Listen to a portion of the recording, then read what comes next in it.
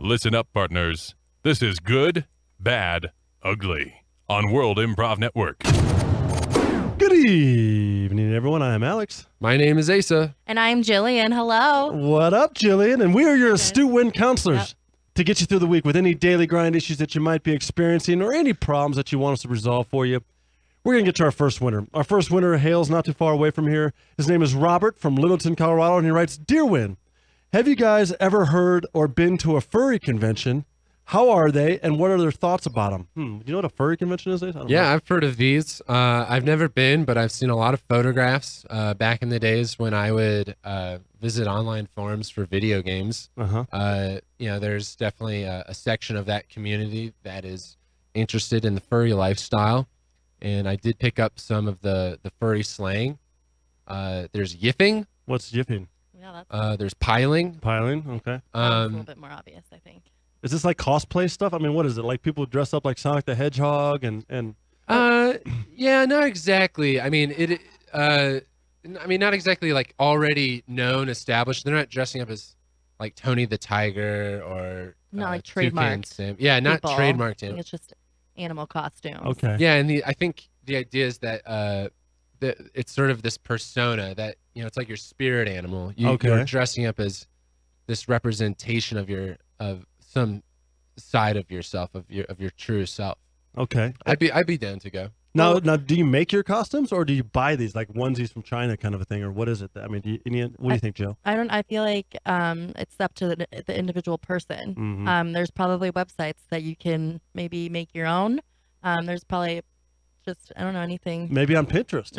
Yeah, Pinterest probably. They have yeah. a whole page of just furry costumes, I assume. What would your spirit animal be that if you went, you dress up as? I'd like to think it would be a jellyfish. A jellyfish? But I'm not really sure how that would work. Why jellyfish though? I don't know. I like ocean creatures. And I like their long little tentacles. Okay. And I like that they can sting people. So they're free, but if you mess with them, it hurts. Right. They're very magical and majestic, which I think I am too. That's pretty cool. You are very magical and majestic. Thank you. Without a doubt. I can see the jellyfish inside you. Thanks. Asa, your spirit animal. Flying squirrel. Oh yeah. Okay. I could see that. Because they got those those wings. Skin flaps. Right. From their arms to their sides, so they can glide through the air. Yeah, that's cool. Yeah. And what in your personality says flying squirrel? Besides that you're improvised, comedian and so on, what says in your personality that I am a flying squirrel, hear me roar? Well, unlike birds, which can continually flap their wings, right? A squirrel glides, right? So it's an easier form of flight, and you can only go down. Okay. So you're saying your qualities, you're always up top, and you're just looking to go down? Glide, easy coast kind of on thing? a downhill slope to death, huh? Yeah, but it's a fun ride. I get it. It's a smooth, fun ride. Very cool. Got it. What about you, Alex? What's your furry spirit animal? Emperor penguin. And the reason why is because I'm loyal and I love torture and abuse. And that's what they go through. They're in an absolutely horrible place in the world to try to sustain life. Maybe the most brutal place on planet Earth to sustain life. And the only way you can sustain it is by being disciplined, loyal, and taking a lot of abuse. So I guess that's my spirit animal. All right. I was going to say something about maybe you have a good waddle, but I don't know. I don't have a bad waddle. I mean, I should get up right now and dance. You should. But, but the microphone. Do it for the Facebook people. Let's see if I can do the waddle. Let's do the waddle. Let's do the waddle. Do the waddle. Do the waddle. Do the waddle. Do the waddle. Do the waddle. Do the waddle. Do the waddle. Do the waddle. Do the waddle. Do. All right. Well, that was a visual treat. Thank you. And no one gets to see it, but happy feet. That's it. All right. Well, there you go, Robert. I don't know. I think that's our insight on furry conventions. And at least Asa brought a lot of knowledge to help us, give you some information as well. We'll move on to our next winner, and that's Manuela from Sao Paulo, Brazil. And she writes, Dear Win, we Brazilians feel bad for all the crime and chaos going on in Rio during the Olympics and heard about your great Olympic swimmers getting robbed at gunpoint today. What do you think should be done to these robbers if they're ever caught? Well, thank you so much for paying homage to that, Manuela. And you know what? I know that you're very good and deep into the criminal justice, philosophy. Jill, what do you think? Yes. I mean, I think that I'm a big believer of like just an eye for an eye, a tooth for a tooth. So I think that they should be robbed as well. That's a good idea. Yeah. And how should they be robbed? Because I think she's probably referring to the U.S. swimmers that she said, and I think it was Lochte and 3 of his guys got robbed, and Lochte's won a lot of medals. Right. So you're thinking they should rob them with a gun because that's what they used, or beat them with a bunch of gold and silver medals? I mean, I would specifically say the bronze medals because I think they're the least valuable. Yeah. But yeah, I think that it's an eye for an eye thing. Okay. Yeah. Rob them with a bunch of bronze medals. Yeah. That's a really whatever great you've got idea. on hand. It's a great idea.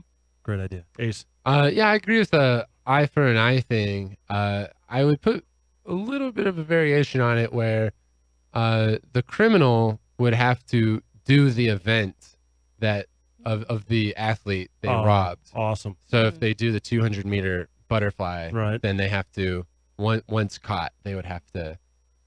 Now, would you then then have to do that event? So you would rob them, and would that be then like the swimming of atonement? They have to do the 200-meter butterfly to atone for their crime, even though you have to rob them. Then they have to jump in the pool to atone for their crime, and then they become free when they get to the other end. Or how does that work? I just thought of it right now, so I don't have like the whole enchilada mapped out.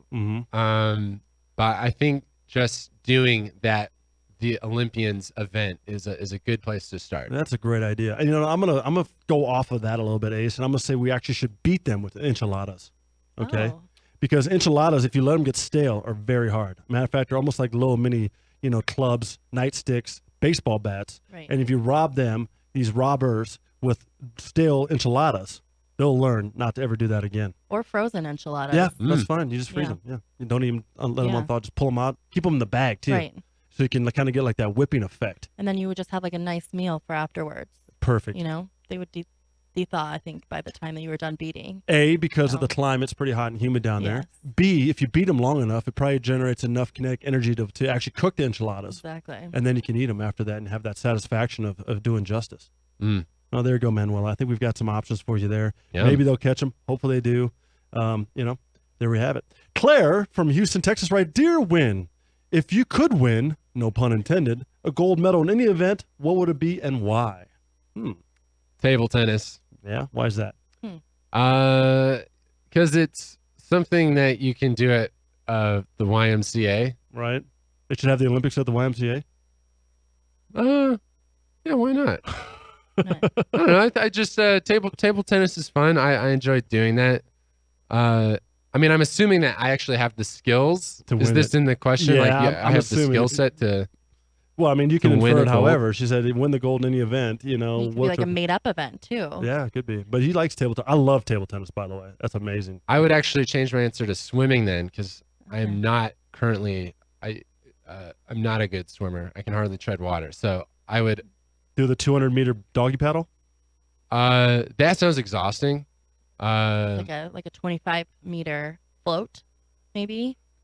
Who can float? Yeah, with the floaties. You put floaties quickest. underneath your arms, and then you just have to try to float to the end like a jellyfish. Put a big fan on you and just. I really Great appreciate idea. your support and your ideas here. I guess what I'm saying is I would like to know how to swim better. Okay. And if I in a gold medal would just be a cherry on top. That'd be pretty cool. Okay, interesting. Yeah. So, Jill, what do you think? I think I'm a Winter Olympics gal because I don't really like to be sweaty. Right. And I think I would have to be involved with ice. Something involved with ice. I would like to be one of those curlers. Oh, that's cool. Yeah. Yeah. I think mostly because I don't think that takes a lot of athletic ability. It's more so just, maybe some extreme focus. And strategy. And strategy. Yeah. It's not so much the physicality of it. But I'm also really good at sweeping things. So. Oh, that'd be great. So you can use your sweeping skills to actually be the sweepers of the curler. Yeah, I have a great buddy who loves curling. It's one of his favorite sports too. That's sweet. And I've watched them because of it. And yeah, I could see that. I mean, they'll go at it with that broom. I mean, they really get in there, so you can really use your sweeping skills. Yeah. Yeah, that's a great idea. What about you? I'm gonna go with underwear endurance. Underwear? Endurance. endurance, how long you could wear the same pair of underwear. Oh. And if you wear it the longest, you get the gold medal, because then the underwear actually looks kind of like that medal. So it's like a never-ending event, though, in reality. I mean, unless you're just the last man standing. Yeah. Yeah. Would there be like different tiers, like in the same way that like weightlifting, they add more weight? Like would the like elastic band become more constraining? Correct. So there's like iterations to Yes. the event. You basically becomes almost like the rack, like a torture device. It gets tighter and tighter and tighter. They add more and more weight to it. This You is that Wow. Emperor Penguin side of That's you. it. You gotta, yeah, that's right. You gotta flex your abdomen to keep it up. Therefore, it's testing your endurance. You gotta be able to take a lot of abuse and pain like an Emperor Penguin, right? And the last person standing with the underwear gets the gold medal. And I guarantee you by that time, those underwear are probably bright gold. I wouldn't know, but how what streak are you on? What's your longest streak for your 17, 18 days. I think I wore a pair of underwear. That's because I was on an expedition on a mountain, and didn't have an option at that point. real gross? Yeah. So that's the event you would choose, is underwear endurance versus like mountain climbing? Yeah. That's it. Oh, all Do right. you have to like? I feel like you could like do certain things in the underwear. Like you'd have to like go to like a sweat lodge for like 3 days straight. Yeah, that's a possibility, but you know what? That's also a wrap. See y'all Oh. next week. Love, fortune, status. Let us do your astrological chart. Horoscope Corner on World Improv Network. Howdy, y'all. Libras in the house. Get those scales in balance by checking out Win Radio Show on Twitter, Facebook, the podcast station in the iTunes store. Give us ratings, reviews, stars, likes, all that good jazz. And of course, you can always find us here on Mile High Sports Radio, Sundays at 9. That is 1340 a.m. Peace out. Thanks for listening to Win on Mile High Sports Radio. Don't forget to be a winner and interact with the cast by sending your suggestions or questions for each show segment throughout the week by hitting them up on Facebook at World Improv Network, on Twitter at World Improv Net, or by calling into the Mile High Sports Radio studio line on Sundays before or during the show. See you next week.